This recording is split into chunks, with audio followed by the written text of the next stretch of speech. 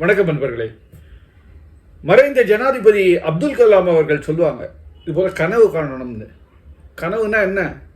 வாழ்க்கையில் ஏதாவது ஒரு இலக்கை நினைச்சு கனவு காணணும். ஏதாவது ஒரு இலக்கு, ஏதாவது ஒன்று அடையணுங்கிறது எனக்கு. கனவு கண்டால் மட்டும் போராது, அந்த இலக்கை எப்படி அடையணும் அப்படிங்கிறதுக்கு ஒரு பிளானிங், திட்டமிடுதல் டெஃபினட்டாக தேவை. திட்டமிட்டால் மட்டும் போராது, அது எக்ஸிக்யூஷன். அதாவது ஏற்கனவே ஒரு எபிசோடில் சொல்லியிருக்கேன், இந்த மகாபாரத கதை ஒன்று சொல்லியிருக்கேன், பிளானிங், எக்ஸிக்யூஷன் இதெல்லாம் ரொம்ப அவசியம் அப்படின்னு. இது போல் வாழ்க்கையில் ஒரு இலக்கை நோக்கி அதையே குறிக்கோளாக வச்சுட்டு அதுக்கான எக்ஸிக்யூஷன், பிளானிங் எல்லாம் பண்ணி சாதிச்சு காட்டிட ஒரு ஆளுமை யாருன்னா இதோ இருக்காரே, இவர் தான் நம்ம தலை தோனி. இவரை விட கிரேட் எக்ஸாம்பிள் வேறு எதுவுமே வேண்டாம். ஒரு சாதாரண குடும்பத்திலேருந்து இவ்வளோ பெரிய ஆளுமையாக வந்திருக்காருன்னா நிஜமாவே அந்த ஒரு குறிக்கோள், அந்த குறிக்கோளை நோக்கி பிளான் பண்ணி சாதிச்சு காட்டியிருக்காரு. இதுக்கு ஒரு கதை இருக்கு. ஒரு ராஜ்யம் இருக்கு. அந்த ராஜ்யத்தில் அந்த ஒரு விசித்திரமான ஒரு ரூல் உண்டு அங்கே. அதாவது ஒரு ராஜா யார் வேணாலும் ராஜா ஆகலாம், மக்களில் யார் வேணாலும் ராஜா ஆகலாம். ஆனால் அந்த ராஜா 5 வருஷம் தான் ராஜாவாக இருக்க முடியும். 5 வருஷம் முடிஞ்ச உடனே அவன் என்ன பண்ணுவாங்க, அந்த ராஜ்யத்தை தாண்டி அந்த நடுவில் ஒரு நதி உண்டு, அந்த நதியை தாண்டி ஒரு அடர்ந்த காடு. அந்த காட்டில் எக்கச்சக்கமான கொடிய விலங்குகள் இருக்கு. அந்த கொடிய விலங்குகள் இருக்கிற காட்டுக்குள்ளே அவங்கள விட்டு அந்த ஒரு தோணியில் கொண்டு போயிட்டு அந்த ராஜாவாக இருந்தவனை விட்டுருவாங்க. அவ்வளோதான், விலங்குகள் சாப்பிட்ரும். அவங்க திரும்பி வந்ததா சரித்திரமே கிடையாது. இது வழக்கமாக நடந்துட்டு இருக்கு. அதாவது தான் நிறைய பேர் ராஜாவாகிறதுக்கே விருப்பப்பட மாட்டாங்க.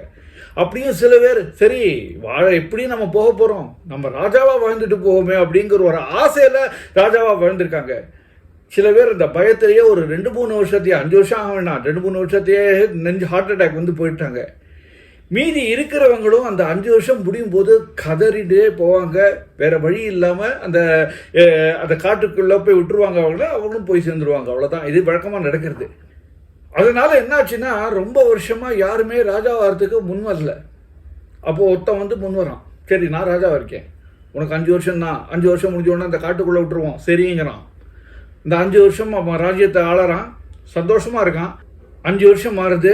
5 வருஷம் முடிஞ்ச உடனே அவன் அந்த காட்டுக்குள்ளே போக வேண்டிய நேரம் வருது. அந்த ஊரே நதிக்கரையில் திறந்துருக்கு. ஏன்னா இவனை அனுப்பணுமே, வழி அனுப்பணுமே, அதுக்காக. ஆனால் வழக்கமாக அவன் அந்த ராஜாக்கள்லாம் என்ன பண்ணுவாங்க, இப்படி போகிறத ரொம்ப மறுபடியும் அந்த பழைய ஏழையான அந்த உடையை எடுத்துட்டு, ஏன்னா நொந்து போயிருப்பாங்க, சாக போகிறோமேன்னு இந்த ஏழையான இந்த உடையை எடுத்துகிட்டு தான் வருவாங்க. ஆனால் இந்த ஆள் நல்ல ராஜ உடையோடு வரான், இருக்கிற நகையெல்லாம் போட்டுட்டு வரான், பார்க்குறான், எல்லாரையும் பார்க்குறான். எல்லாரும் வந்துட்டீங்களா, வெரி குட் வெரி குட். படகை பார்க்குறான், சாதாரண படகு இருக்குது. உடனே கத்துறான், ஒரு ராஜா போகிறேன், இப்படி சாதாரண படகு வச்சுருக்கீங்க, நல்லா பெரிய படகாக கொண்டு வாங்கங்கிறாங்க. பெரிய படகை கொண்டு வராங்க. படகு கொண்டு வந்தால் போருமா, நான் நின்றுட்டே போவேன்னா, உட்காந்து போகணும், சிம்மாசனத்தை கொண்டு வாங்கங்கிறாங்க. உடனே படகுல சிம்மாசனத்தை வைக்கிறாங்க. ராஜா படகுல ஏறி உட்காடுறான், எல்லாரையும் பார்த்து கையை சேர்க்கிறான். எல்லாரும் சரி இந்த ஆள் போகிறதுக்கு முன்னாடி கிறுக்கு பிடிச்சிட்டு போட்டுருக்கு, அதனால தான் இப்படிலாம் ட்ரெஸ்ஸை போட்டுட்டு இப்படி ஒரு பண்டாவை பாட்டிட்டு போகிறான் அப்படிங்கிறான். போகிற வழியில் அந்த படகோட்டி இருக்கான்ல, அவனுக்கு ஒரே சந்தோகம். ஏன்னா நான் ஏற்கனவே சொன்ன மாதிரி இது வரைக்கும் போன ராஜாக்கள் எல்லாருமே அப்படியே நொந்து போயிட்டு கதறிண்டே தான் போவாங்க அந்த காட்டுக்கு. ஆனால் இவன் ரொம்ப சந்தோஷமாக போகிறான். அவன் கேட்குறான், ராஜா நீங்கள் எங்கே போகிறீங்கன்னு தெரியுமா? தெரியுமே, இந்த எதிர்கரைக்கு போகிறேன். அங்கே போனவங்கள்லாம் திரும்பி வர மாட்டாங்கங்கிறதும் தெரியுமா? நிச்சயமாக தெரியும், நானும் திரும்பி வர போகிறது இல்லை அப்படிங்கிறான். அப்படி இருக்கும்போது எப்படி இவ்வளோ சந்தோஷமாக இருக்கீங்க அப்படின்னு அந்த படகோட்டி கேட்டபோது அந்த ராஜா சொல்கிறான், அந்த பாருங்க ஒன்றும் இல்லை, நான் ராஜ்யத்தை கையில் எடுத்துட்டோன்னே அந்த முதல் வருஷம் என்ன பண்ணினேன், கிட்டத்தட்ட ஒரு 1000 வேட்டைக்காரர்கள் அந்த எதிர்க்க அந்த காட்டுக்குள்ளே அனுப்பினேன். அவங்க எல்லாரும் அங்கே இருக்கிற காட்டு மிருகங்கள் எல்லாத்தையும் வேட்டையாடிட்டாங்க. 2வது வருஷம் ஒரு 1000 விவசாயிகளை அனுப்பிச்சேன். அவங்க அந்த காட்டு நிலத்தெல்லாம் நல்லா உழுது அதை நல்ல செழுமையாக்கிட்டாங்க. 3வது வருஷம் கட்டட தொழிலாளர்களையும் மற்ற தொழிலாளர்களையும் அங்கே அனுப்பிச்சேன். அவங்க வீடு கட்டினாங்க, அலுவலகம் கட்டினாங்க, அரண்மனை கட்டினாங்க, ஒரு நகரத்தையே உருவாக்கிட்டாங்க. 4வது வருஷம் என்ன பண்ணேன், இங்கே இருக்கிற நிறைய அதிகாரிகளை அங்கே அனுப்பிச்சேன்.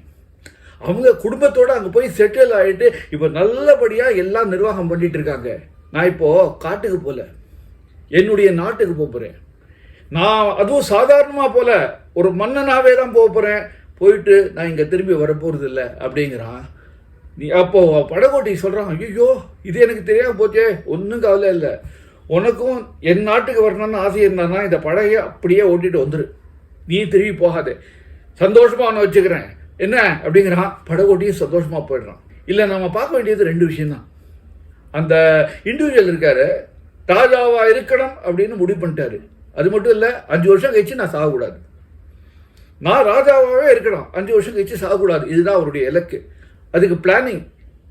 முதல் வருஷம் வேட்டைக்காரங்களை அனுப்புறது, அப்புறம் விவசாயிகளை அனுப்புறது, அப்புறம் இந்த தொழிலாளர்களை அனுப்புறது, கடைசியில் அதிகாரிகளை அனுப்புறது, இதெல்லாம் பிளானிங், எக்ஸிக்யூஷன்.